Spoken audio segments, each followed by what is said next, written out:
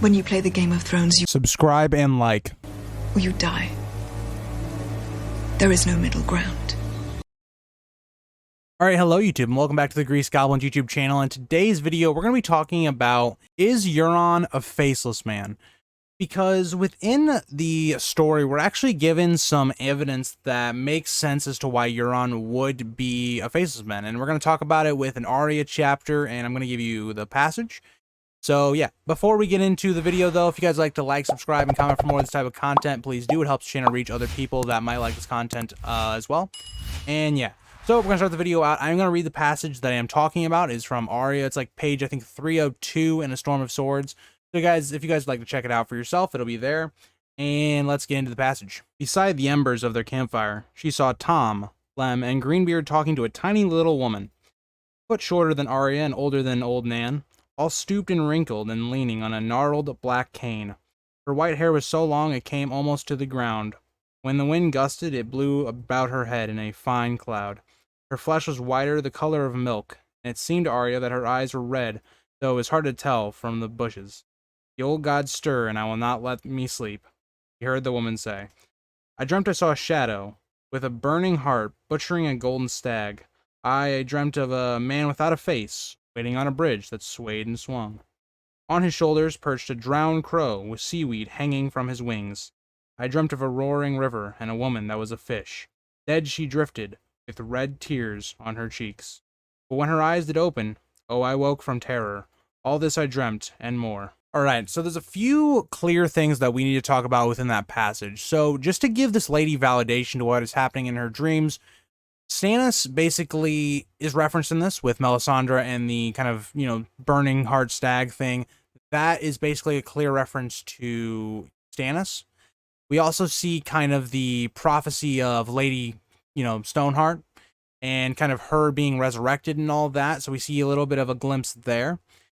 So the other thing that is a main thing that is mentioned within this is, we see a character that is swinging from kind of like a drawbridge, kind of like the scene we get to see within the show. And they say specifically a faceless person. So there's two options here, right? Is that either Euron himself is a faceless person, or two, he hired someone. Now, I'm not sure which he would have done, because Euron does not care about kinslaying. Let's be completely honest. He does not care. He is literally basically killing Aeron Damphyr, so I don't think he really cares about kinslaying. But we also have to look at the fact is that did Euron have enough, gold or whatever to pay for a faceless man? Because we know it is extremely expensive. We know for a fact that it would have taken a lot, because Balon was considering himself a king at this point, and we'd already heard from Littlefinger early on in the first book when they were talking about assassinating Daenerys that it would have taken a large sum to kill someone like Daenerys Targaryen, who was, a princess at this point, or some people could have said maybe she was the heir after Viserys dies. So with this being said, would Euron have used all this kind of stuff he's been getting through all of his adventures, hire faceless men to kill Balon? I don't think so. I don't think that makes a lot of sense.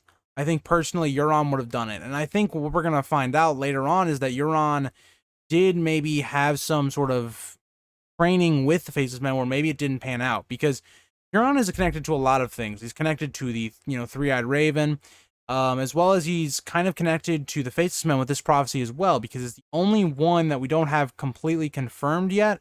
So I think for me, this makes a good indication that possibly Euron could be a faceless person, or maybe not even a faceless person. Maybe this could be something that we take even for more, where maybe he's something where he's not even a human anymore, right? He's something else. He's some sort of creature, or he is a god of some sorts.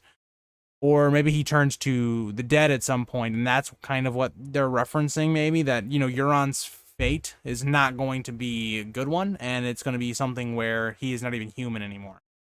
So that is kind of what I wanted to talk about in this video. What do you guys think about that passage? How do you interpret some of the things that were said in it?